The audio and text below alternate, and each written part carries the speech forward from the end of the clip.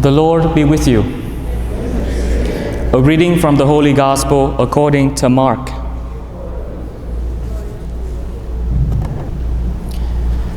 When the Pharisees with some scribes who had come from Jerusalem gathered around Jesus, they observed that some of his disciples ate their meals with unclean, that is, unwashed hands. For the Pharisees, in fact, all Jews, do not eat without carefully washing their hands, keeping the tradition of the elders, and on coming from the marketplace, they do not eat without purifying themselves. And there are many other things that they have traditionally observed, the purification of cups and jugs and kettles and beds. So the Pharisees and the scribes questioned him, "Why do your disciples not follow the tradition of the elders, but instead eat a meal with unclean hands?" Jesus responded, "Well did Isaiah prophesy about you hypocrites, as it is written, 'This people honors me with their lips, but their hearts are far from me. In vain do they worship me, teaching as doctrines human precepts.' You disregard God's commandment, but cling to human tradition." Jesus summoned the crowd again and said to them, "Hear me, all of you, and understand. Nothing that enters one from outside can defile that person, but the things that come out from within are that defile. From within people, from their hearts, come evil thoughts, unchastity, theft, murder, adultery, greed, malice, deceit, licentiousness, envy, blasphemy, arrogance, folly. All these evils come from within, and they defile." The Gospel of the Lord.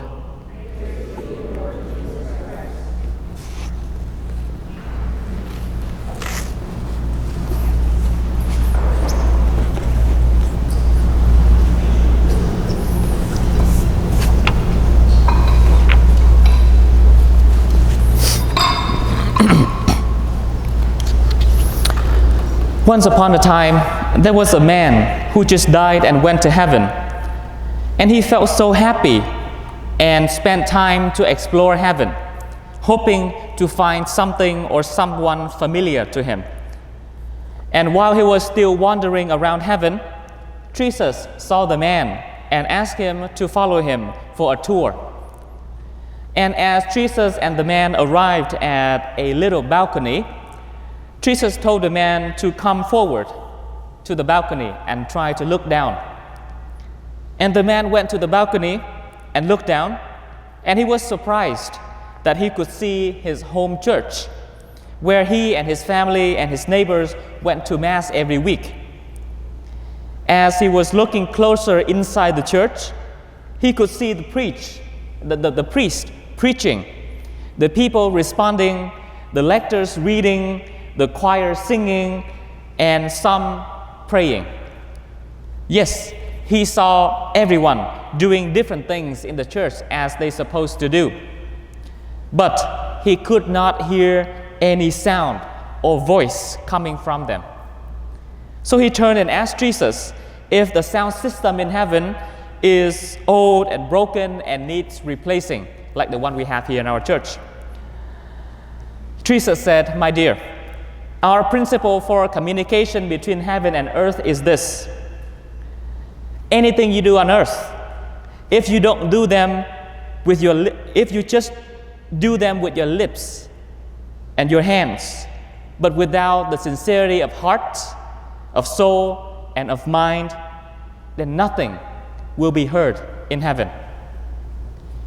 If you do anything on earth with just your lips and your hands, but with no sincerity of heart, of soul, and of mind, nothing will be heard in heaven." And through the gospel today, we also heard Jesus reminding us about the same thing. "This people honors me with their lips, but their hearts are far from me. In vain do they worship me."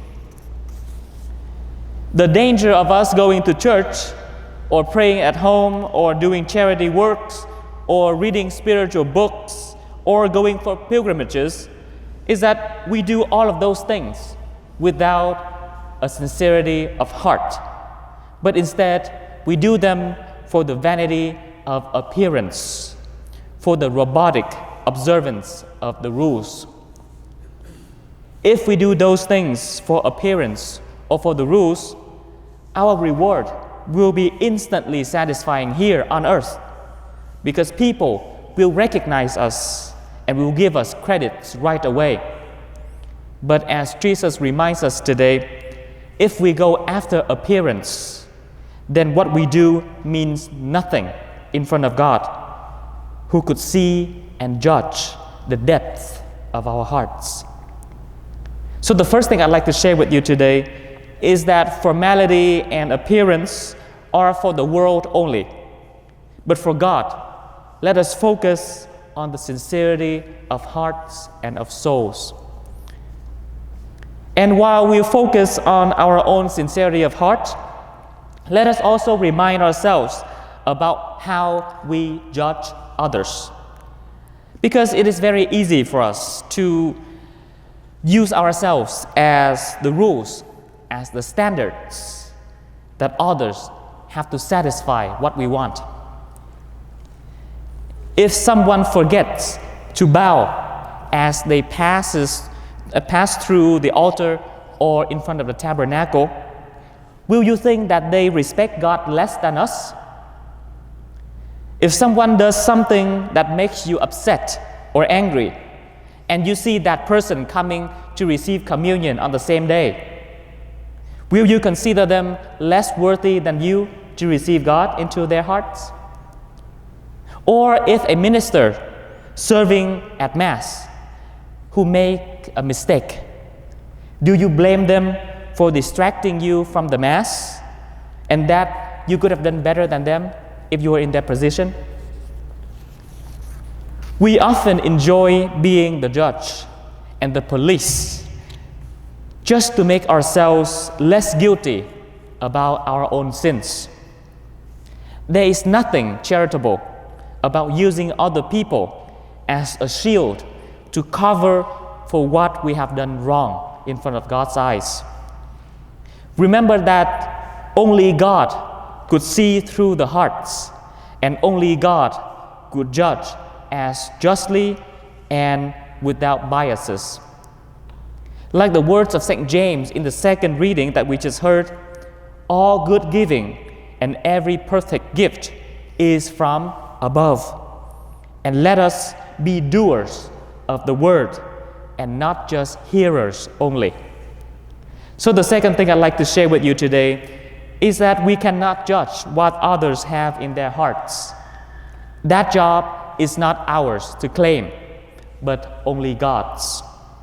Instead, be slow to anger and be rich in mercy. And there was an article on the internet that I just read called The Paradox of Our Time, saying that we have higher buildings, but those who live in those buildings have lower morality. We have wider freeways, but those who drive on those freeways have narrower tolerance. We did go to the moon and return, but we fail to bring peace to our neighbors. We clean our environment, but we pollute our own souls. We write more online, but we learn less offline. We rush ourselves more and more, but we fail to wait for each other. We focus more on the experience of love, but less we ignore the person to love. Among the many, many things that enters our mind every day, there are good things that we can benefit from, but there are also bad things that we can learn from. Avoiding the realities of the world and pretend that we are immune from sins and from all evils in the world will not help us to carry on very long. Jesus points out to us a tip for holiness, that nothing from outside can defile a person, but the things that come out from the inside that are defiled. It is always our choice from our well-informed conscience that will determine if we do good or not. We receive everything from the world, but it is our choice to act on which that enters.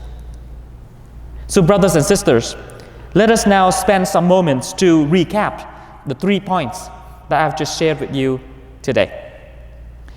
First, formality and appearance are for the world only. But for God, let us offer and focus on the sincerity of heart. Second, we cannot judge what others have in their hearts. That job is not ours to claim. That is the job of God. Let us instead be slow to anger and be rich in mercy. And third, it is not what happens around us that defiles who we are and what our response is. It is instead our choice from a well-informed conscience that will show who we are in the world. So, rather than appearance, focus on the sincerity of heart. Rather than be quick to judge, be slow to anger and be rich in mercy. And rather than pretending bad things don't exist, let us face them, learn from them, and choose against them. May God, who has begun a good work in us, also bring it to fruitful completion. Amen.